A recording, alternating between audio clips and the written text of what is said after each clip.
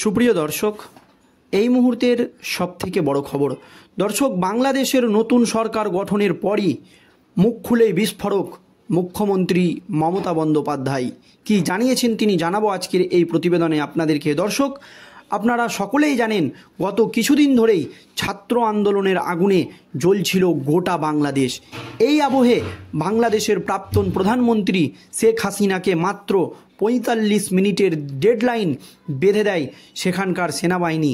তারপরই ৪৫ মিনিটের মধ্যে পদত্যাগ করে ভারতে পালিয়ে আসেন শেখ হাসিনা। এরপরেই গোটা বাংলাদেশ জুড়ে তৈরি হয় উত্তপ্ত পরিস্থিতি।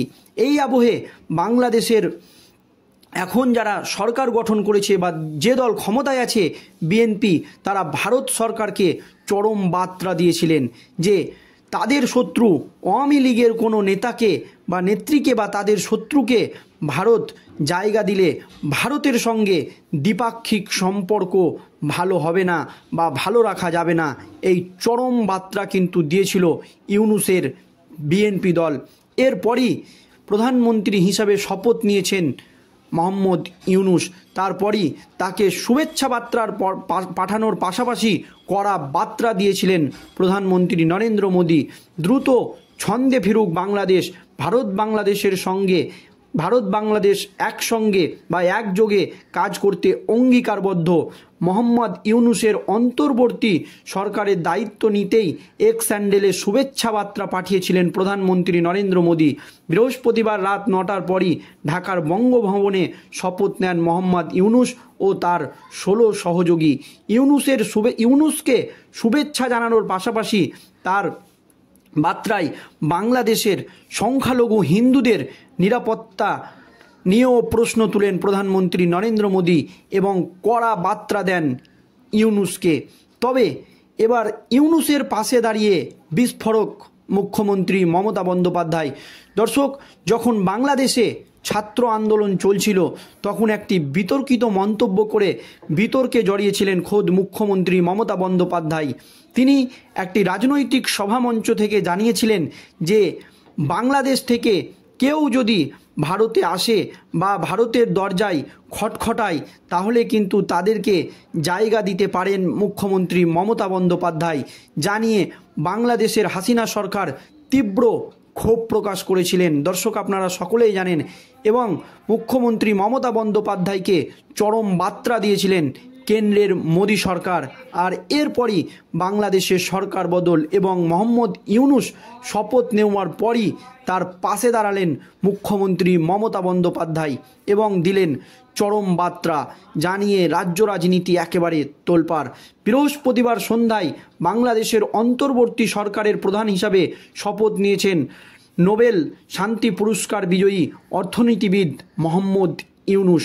তার নেতৃত্বাধীন সরকারকে শুভেচ্ছা জানালেন বাংলার মুখ্যমন্ত্রী মমতা বন্দ্যোপাধ্যায়। দর্শক, হাসিনা সরকারের পতনের পরই বৃহস্পতিবার বাংলাদেশের অন্তর্বর্তীকালীন সরকার গঠন হয়েছে। নতুন সরকারের প্রধান উপদেষ্টা হিসাবে শপথ নিয়েছেন মোহাম্মদ ইউনূস। শুক্রবার এক্স হ্যান্ডেলে পড়শি দেশের সরকারকে অভিনন্দন জানিয়েছেন বাংলার মুখ্যমন্ত্রী মমতা বন্দ্যোপাধ্যায়। তিনি লেখেন, প্রতিবেশী রাষ্ট্র ভালো থাকলে আমরাও ভালো থাকব। মুখ্যমন্ত্রী মমতা বন্দ্যোপাধ্যায় পরিষ্কার জানিয়ে দেন, বাংলাদেশ যদি ভালো থাকে তাহলে আমরাও ভালো থাকব।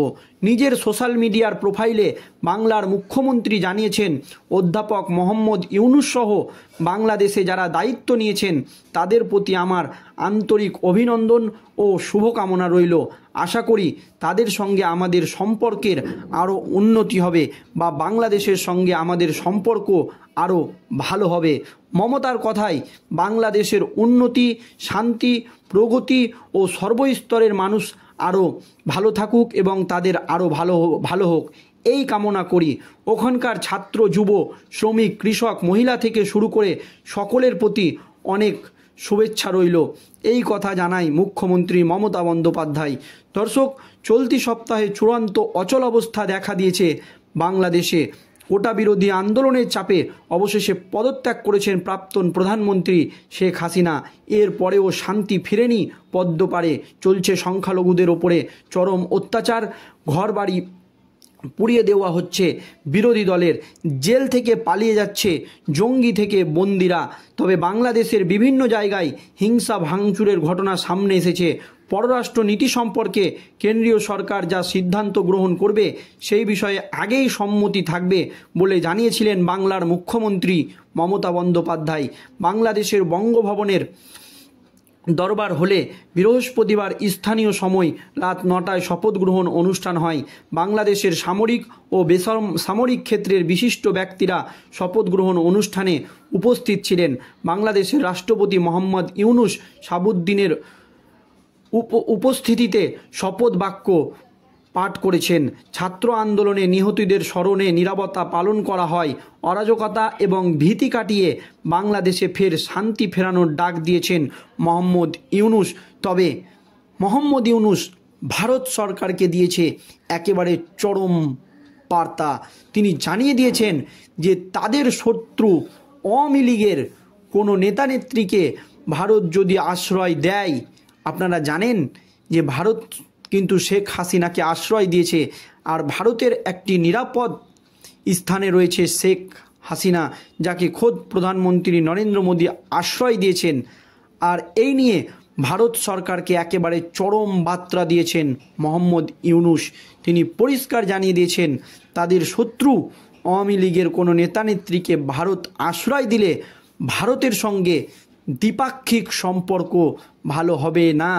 এই বার্তা কিন্তু দিয়ে দিয়েছেন মোহাম্মদ ইউনূস এর দল বিএনপি। তারপরই ইউনূসকে শুভেচ্ছা বার্তা পাঠানোর পাশাপাশি চরম বার্তা দিয়েছেন প্রধানমন্ত্রী নরেন্দ্র মোদী। তিনি তাদের সরকার গঠনের জন্য যেমন শুভেচ্ছা বার্তা পাঠিয়েছেন ইউনূসকে, তার পাশাপাশি বাংলাদেশের সংখ্যালঘুদের ওপরে যে অত্যাচার হচ্ছে, নির্মম অত্যাচার, ঘরবাড়ি জ্বালিয়ে দেওয়া হচ্ছে, তাড়িয়ে দেওয়া হচ্ছে বা দখল করে নেওয়া হচ্ছে, একের পর এক ভিডিও ফুটেজ সামনে আসছে, তা নিয়ে মোহাম্মদ ইউনূসকে সংখ্যালঘুদের নিরাপত্তার নিশ্চিত করার জন্য হুঁশিয়ারি দিয়েছেন প্রধানমন্ত্রী নরেন্দ্র মোদী। আর এই আবহে বাংলার মুখ্যমন্ত্রী মমতা বন্দ্যোপাধ্যায়ও কিন্তু ইউনূস শপথ গ্রহণ করার পরই তার পাশে দাঁড়িয়ে সকলের নিরাপত্তা নিশ্চিত করতে বলেছেন। সব মিলিয়ে রাজ্য রাজনীতি এমনকি আন্তর্জাতিক যে রাজনীতি সেটা কিন্তু এখন একেবারে তোলপাড়। দর্শক, এই নিয়ে আপনাদের মতামত অবশ্যই কমেন্ট বক্সে জানাবেন। ধন্যবাদ।